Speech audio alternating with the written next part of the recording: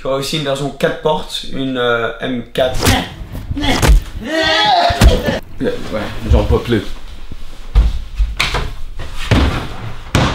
Let's get crazy!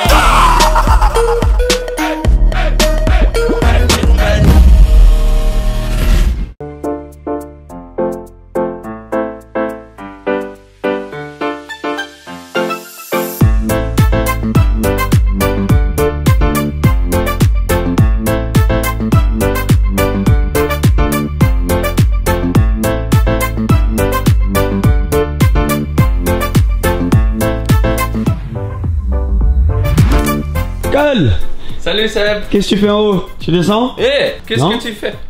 Quoi? Oh! Ah! Oh! Hey!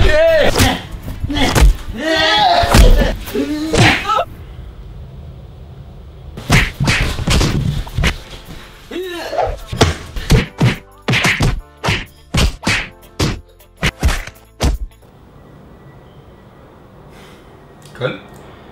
Oui Seb. Qu'est-ce qui s'est passé? Je sais pas. Attends!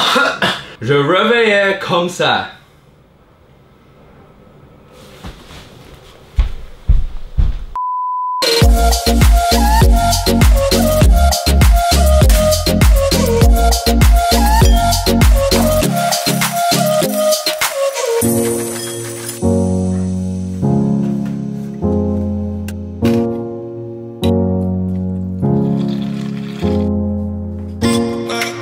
Merci Cole. Tiens, c'est gentil de ta part. Ah, ok. Hello la famille, bah ça fait un peu de temps qu'on n'a pas fait autant de vidéos quand même, les vlogs n'ont pas été aussi souvent qu'avant. Mais donc du coup il y a plein de choses qui se sont passées dans le monde auto. Donc pourquoi pas faire une vidéo où ensemble on va parler des choses qui se sont passées depuis que nous on a eu quelques journées sans faire autant de vlogs. Alors, commençons avec la première nouveauté dans le monde auto. Celle-ci, j'ai eu la grande chance de pouvoir l'avoir moi-même déjà en personne. C'est la nouvelle Lotus Hypercar. La Evija. Alors apparemment, c'est littéralement Evija. Evija. Bon, je sais pas trop exactement. C'est Evija. Evija? Yeah. Non. Oui. Non. Evija. J'ai lu un article où ils ont dit Evija. Yeah. Evija. Bon, peu importe le nom de la voiture, elle est extrêmement rapide. 1973 chevaux, donc 2000 chevaux quoi. Voiture complètement 100% électrique, c'est la première hypercar 100% électrique qui vient de l'Angleterre. Lotus, bon, d'un coup, moi je me suis demandé au début d'où est-ce qu'ils sortent tout ce fric. Parce que pour construire une hypercar... Quoi? Qui est le freak? Toi? Fric? Oui. Money. Ah non. Yeah. Merci, ok. Non. Ah, continuez. D'où est-ce qu'ils ont sorti tout ce fric pour développer une hypercar? Alors Lotus a été acheté par Geely, c'est une énorme marque chinoise, ils ont énormément de fric et ils ont racheté Lotus et donc d'un coup Lotus a pas mal de fric. C'est la première voiture qu'ils ont lancée depuis le partenariat entre les deux voitures et aussi montre une super belle image pour le futur de la marque Lotus, bien sûr une marque dont moi je suis un très grand fan, mais il y a énormément de fans de la marque Lotus. C'est des voitures légères, sportives et juste hyper belles en général aussi.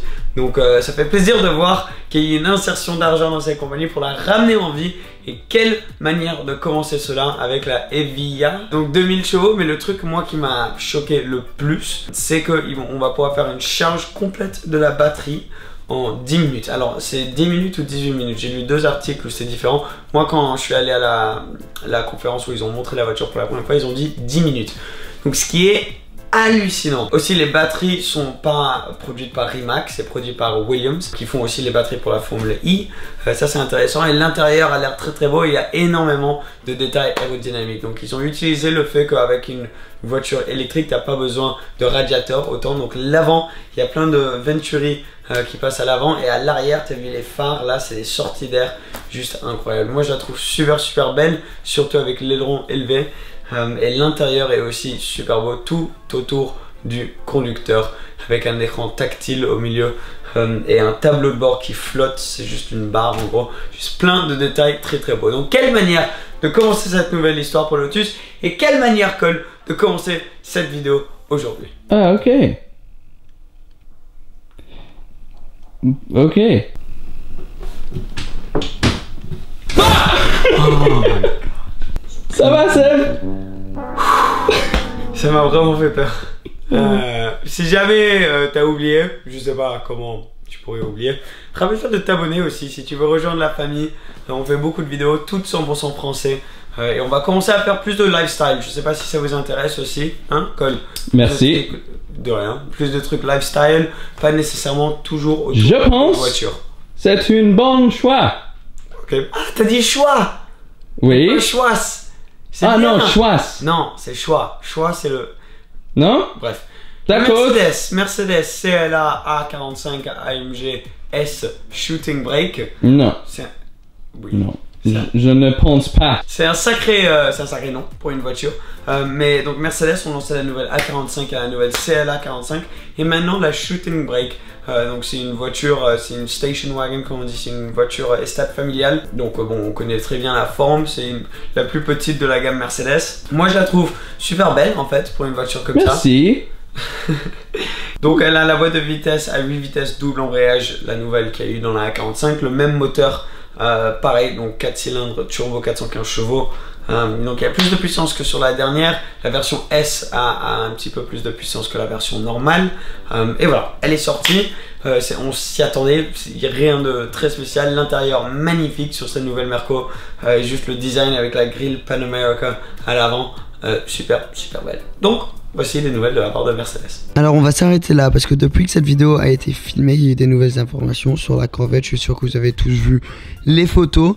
Donc on sait que c'est une voiture V8, donc position du moteur central. La première Corvette avec position centrale du moteur. C'est un V8 atmosphérique avec 495 chevaux de base. Alors il y a l'option d'avoir des packages aérodynamiques qui rajoutent un aileron à l'arrière. Mais moi personnellement je trouve la voiture incroyable et ce qui est vraiment hallucinant, c'est qu'elle va commencer entrée de gamme, le prix va être en dessous de 60 000 $. Bien sûr ça va être plus cher quand et si la voiture vient en Europe, mais ça fait en sorte que la voiture ne va pas être non plus au-dessus de la barre des 150 000 € ou quelque chose comme ça. Donc c'est quand même un prix assez, disons, limite abordable pour une voiture de cette catégorie.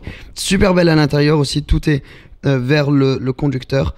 Il y a l'air d'avoir des beaux cuirs à l'intérieur aussi, et c'est juste cool de voir que Corvette ont pas peur de construire une supercar dans cette période où tout le monde a un peu peur de construire des voitures hardcore comme ça.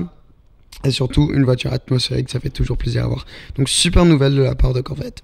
Aston Martin Aston Martin et la nouvelle Valkyrie. Donc la Valkyrie c'est la hypercar de la part de Aston Martin V12 qui produit 1000 chevaux et un moteur électrique qui va aider avec 160 chevaux en plus, donc total de 1160 chevaux. A été un peu lancé au Grand Prix de Silverstone ce week-end, qui était un Grand Prix incroyable. Charles Leclerc contre Max Verstappen, Bottas contre Hamilton, c'était vraiment incroyable. Mais oui, donc ils ont montré la voiture sur circuit. Ils n'ont pas fait des tours incroyables, mais ce qui était intéressant, c'est que la voiture, juste pour montrer un peu la famille, la relation entre Red Bull et Aston Martin, parce que bien sûr Aston Martin c'est le sponsor, le title sponsor de l'équipe Red Bull, donc il y a énormément d'amicalité. Waouh, je sais pas si c'est un mot. Oh. Oui, c'était entre les deux compagnies. Donc la Valkyrie était dans un rap similaire à celui de la test de la voiture de Red Bull, la voiture Formule 1 de Red Bull à Barcelone au test avant la saison. Donc c'est ça qui était intéressant aussi. Le bruit, moi j'ai entendu quelques clips, voici un petit clip.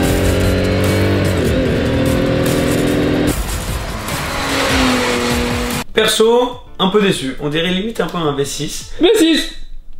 Ouais. C'est un V12 qui monte jusqu'à 10 500 tours, donc je comprends pas pourquoi le bruit n'était pas plus choquant, mais par contre elle est très belle. La voiture va arriver bientôt, il y avait plein de rumeurs comme quoi ils ne pouvaient pas rentrer la voiture dans le châssis et la faire marcher avec la boîte de vitesse, donc ça c'était une manière pour Aston Martin d'arrêter les rumeurs, de dire c'est bon, arrêtez de tous parler, ça ne sert à rien, on a pu le faire. Et la voici au Grand Prix de Silverstone, une manière super cool de faire ça. Compagnie anglaise qui montre leur nouvelle voiture haut de gamme, leur hypercar au Grand Prix de l'Angleterre. J'en peux plus. Ok. un petit exemple, la nouvelle Lotus là, elle fait de 0 à 100 en moins de 3 secondes. Et la Valkyrie va faire des tours de circuit apparemment pas loin d'une vitesse de Formule 1. Ok. Voilà, il a l'air convaincu maintenant. Je ne comprends pas. Ok. Une voiture que je suis super excité de voir. Mais qu'est-ce que j'ai à chaque fois que je commence ces trucs avec... Oui, ça c'est ma position yoga. Une autre voiture, moi je suis super excité par celle-ci. Ça va être la nouvelle Golf GTI. La nouvelle Golf qui va sortir donc en version normale, disons, à la fin de cette année. Et après, vers 2020, je pense milieu 2020, on va voir la nouvelle GTI. Peut-être Salon de Genève l'année prochaine, on va voir la nouvelle GTI. Elle a été spotée déjà au Nürburgring. Donc il y a quelques photos, on voit qu'ils y allaient à fond. Il y a même une photo où la roue arrière gauche, il me semble que était en l'air. Donc ça montre qu'ils sont vraiment en train de tester, ils sont vraiment en train de se concentrer sur la performance de la voiture en la testant au Nürburgring aussi. On voit que les formes sont un peu plus arrondies comme sur la dernière version que dans les premières. Donc ça va être une voiture assez arrondie, mais bon il y a les échappements qu'on aime bien, elle a l'air d'être très belle. Donc bien sûr ça va être une évolution, pas une révolution de la voiture, de la Golf, mais la Golf GTI dès qu'il y en a des nouvelles c'est un mythe, on est tous super excités. J'ai hâte d'en voir une et j'espère pouvoir en tester une aussi. Je voudrais manger. Ok. Qu'est-ce que je vais faire avec lui? Ok, cool. Maintenant qu'il comprend un petit peu plus du français, il a décidé qu'il doit tout le temps faire des commentaires, n'est-ce pas? Ah, ok. Café. Bref, nouvelle Golf GTI, ça va être une super bonne nouvelle. Et j'ai vraiment hâte de la voir. Parlons peu, mais parlons bien de BMW. Alors la nouvelle M4 décapotable a été spotée complètement déguisée avec un wrap camouflage. Intéressant parce que il y a un soft top, il y a un toit en fabrique et pas un toit dur qu'ils ont mis sur cette voiture. Alors ça doit être pour sauver un peu de poids, mais aussi c'est plus pratique au niveau de la place que ça prend dans le coffre de la voiture. Mais apparemment la nouvelle BMW M4 qui va être lancée en même temps que la nouvelle M3 sûrement en 2020 va avoir un toit comme ça, pas un toit dur. Donc c'est super et aussi couplé à un moteur de plus de 500 chevaux. J'ai entendu autour des 503 chevaux, ce qui devrait être vraiment incroyable. Un moteur, un tout nouveau moteur qui va ensuite être partagé avec la future M2. Il y aura aussi une version 4 portes, une M4 Grande Touring, ils appellent ça.